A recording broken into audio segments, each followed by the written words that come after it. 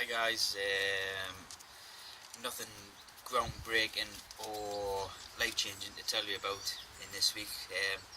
Got a good one lined up for next week hopefully, a few ideas about what to do.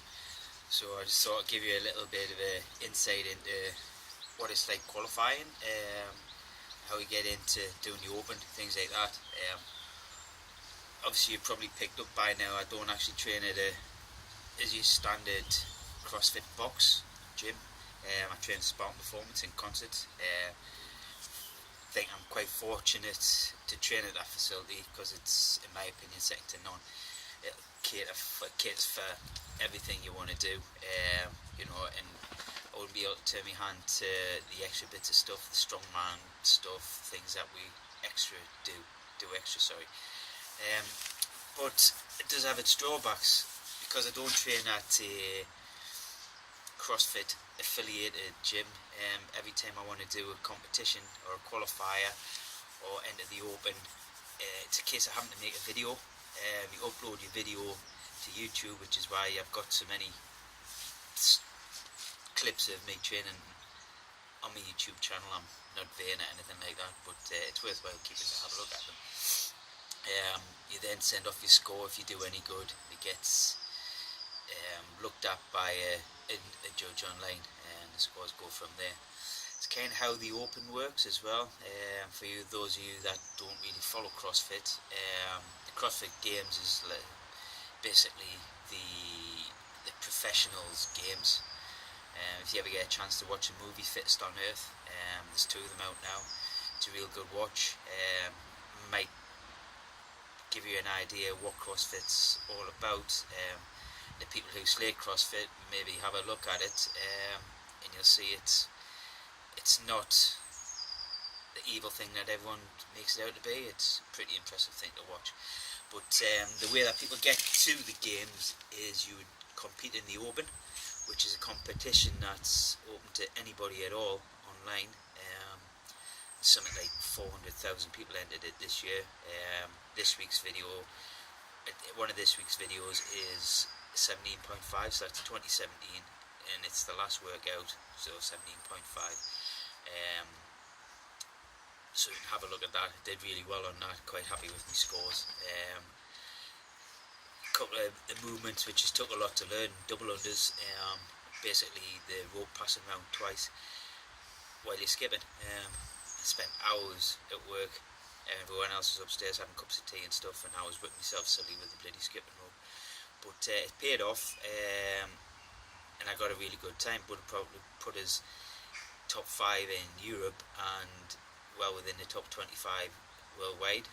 Obviously in the old man class, but yeah, I was pretty chuffed with the time I got on it. Not a massive workout. Thrusters and double unders, 40k thrusters isn't much, but it's just the sort of stuff that I like to do. Just plod away, try to keep calm and get through it. But yeah, so when you enter the Open as an individual, you work in regions. So there's European region, different regions in America, Australia, things like that, and there's a top so many out of every region.